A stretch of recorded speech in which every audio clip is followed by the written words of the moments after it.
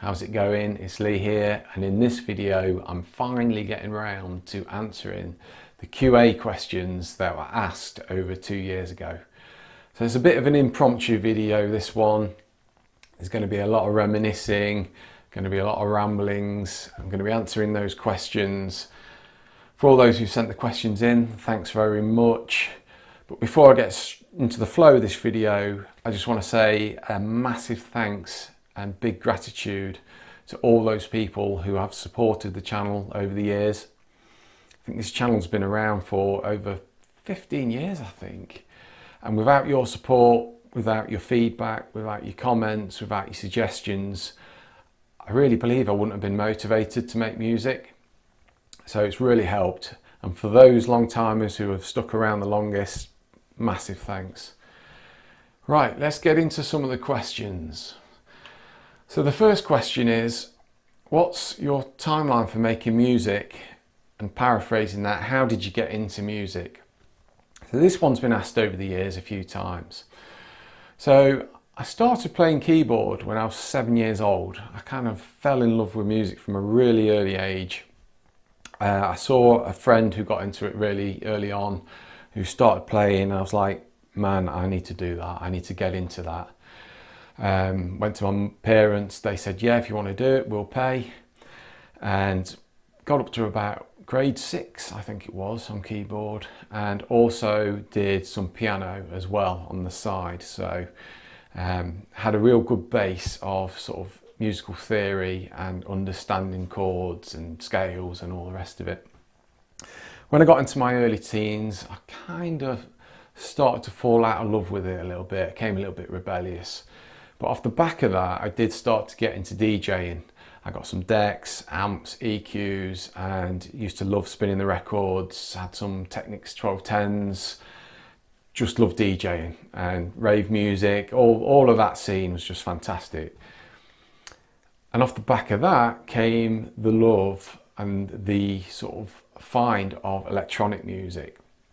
So my first taste of that was when I was fortunate enough to have an Amiga at a young age, and what was it called? I made a note of this. Yeah, it was Pro Tracker. Couldn't believe what you could do with a computer and just inputting notes and creating tunes. It was absolutely fantastic. Soon after the Amiga, I had a PC, got Cubase, started making tunes in that. Used to play around with a lot of the programs, such as the EJ programs that were really simple to use, dragging and dropping samples. It was all really good fun. Created loads of tapes of tunes and used to share them with friends. But then it was in the late 90s when a friend lent me his copy of Rebirth that I think it took it to another level. I remember seeing this program, 2 303s, an 808 and a 909, with a couple of different effects and a compressor, and it blew me away. I think with Rebirth, what really made it special was it was so limited. So you had to think creatively of how you could push this little app to create like the best songs you could. And it was around the sort of late 90s. It was like the birth of the internet, and there was a real community on the Propellerhead site. People were so supportive back then. It was one of the best communities. I started to upload some tracks. I don't know if any of the originals are on here. There used to be a little top 10 chart, and some of my tracks started to creep up into there. It was just such a good time. It really was. Did a few collaborations. Some of my favourite artists, TG Virus, Slave, Pef, Alex M. Some of his tunes were some of the best. Olo, I remember him, he created thousands of tracks. every week there'll be about 5 or 6 new tracks. The Bilberry, shout out to him. We did a few collabs. It was a real great time. So after that, progressing to Reason, used that for about 3 or 4 years, 3, 4, 5 years. Never really did that much with Reason. And then my love kind of fell wayside with music. I don't know what happened, lost inspiration, didn't do anything, laid dormant for quite a few years. And then one day I opened up the Play Store and put audio production app into the into the Play Store, and up popped Caustic. And that was what changed me again. I got inspired, I got motivated. I couldn't believe what you could do on one of these things. Reg, if you're watching, I know you've commented a little bit in previous videos, but mate, that app was, or still is, absolutely incredible. Without you creating that, I would have never got back into creating music. So if you are watching, big kudos, thanks a lot, massive inspiration. My motivation has waned a little bit recently. I'm not doing as much as I was a couple of years ago, but hopefully that will pick up again in the near future. Next question, where did you get your name from? So back in the Rebirth days, I was just literally Law, L-A-W. It's nothing fancy, it's just my initials, Lee Anthony Walker, that's me.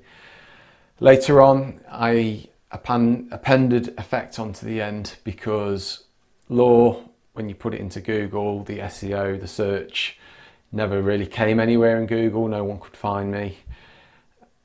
Even if you put law and music in, it just seems to come back with solicitors and things like that. So yeah, it's putting law effect in just made it a little bit more unique. What's the easiest track you made? That's the next question.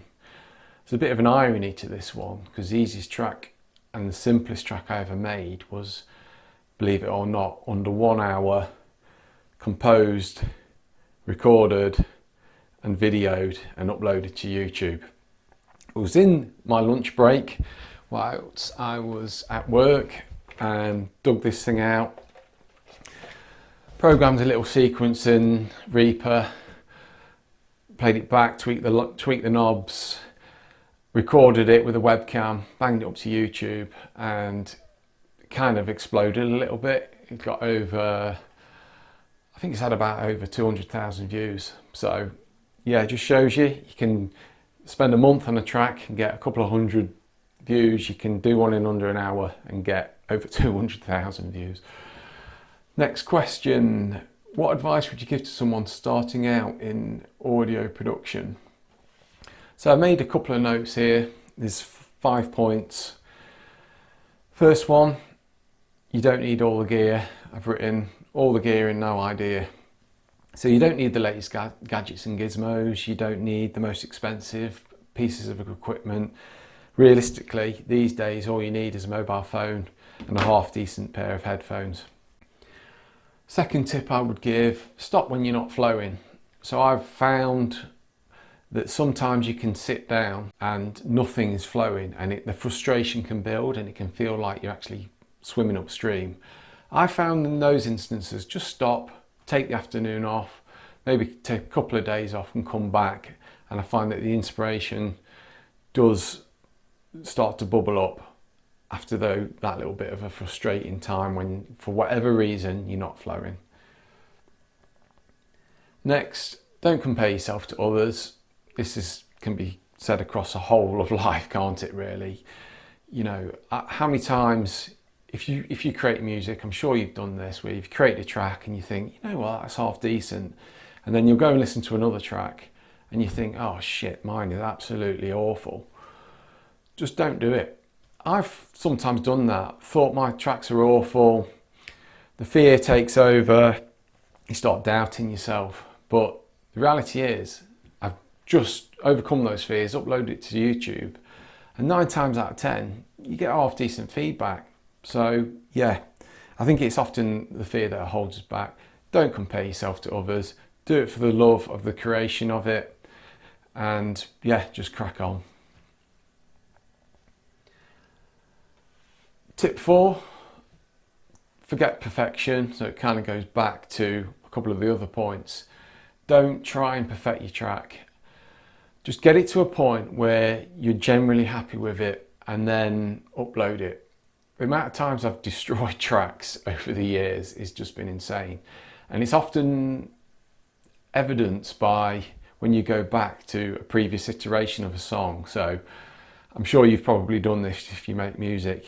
You'll be on version 15 and you'll go back to listen to version 10 and you think, my God, that sounds far fatter and more powerful and wider and just more sonically better. I think we have a tendency to, we start to undo tracks the more and more perfect we try to get them. So yeah, just get it to a point where you're happy, stop, upload it and move on to the next one. Point 5, make a start or it'll never happen. So this kind of contradicts point 2 a little bit, but there's definitely some truth in this. The amount of times I've woken up and think, I'm not motivated today, I can't make a track, I can't be bothered, not feeling it. Well, if you get your MIDI keyboard out or even fire up an app in your phone and start creating some beat, start putting a melody down, the inspiration starts flowing. It's really strange. So yeah, just make a start. It's all about the action. Thoughts are so fickle in a way. It's strange. So yeah, just make a start. Next question. Do you mix on headphones or monitors? Well, I mix on both. So yeah, obviously if I'm creating on my mobile, I use headphones obviously all the time. If I'm on my desktop, I'll use my monitors. I think the best tip I can give you is you don't need to spend, you know, hundreds and hundreds of pounds, but just get a half decent pair of headphones and get a half decent pair of monitors and then really get to know them. It takes time to figure out the nuances, you know, if they're perhaps a little bit, generally tend to be a little bit more muddy, if they're extremely flat, figure out the different frequencies and listen to other tracks on there so you can really start to understand how the speakers work, and then the rest will just come naturally.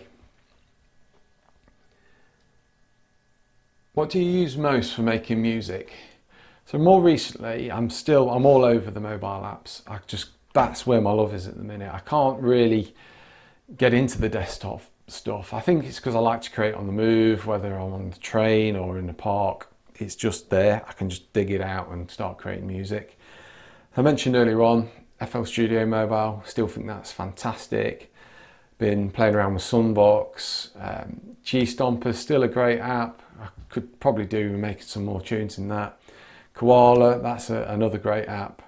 So the final question is, what music do you listen to? So outside of creating my own music, I listen to all sorts of eclectic mixes of anything from power metal, German power metal, heavy metal, Iron Maiden, Metallica, really obscure bands from Brazil. I love guitars, drums, metal. It's always been a passion of mine. But then on the other side, I've got all the electronic music. I love progressive techno, trance, dubstep, jungle, drum and bass, like anything I can get my hands on that gives me inspiration, that's slightly different. Not really into pop or anything that's too commercial. I like to find music that's on the fringes. I listen to a lot of electronic music on YouTube. I like the independent artists. So yeah, that's my musical taste.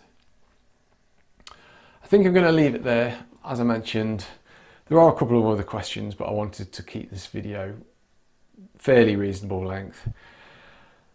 Massive thanks again to all those who sent the questions in.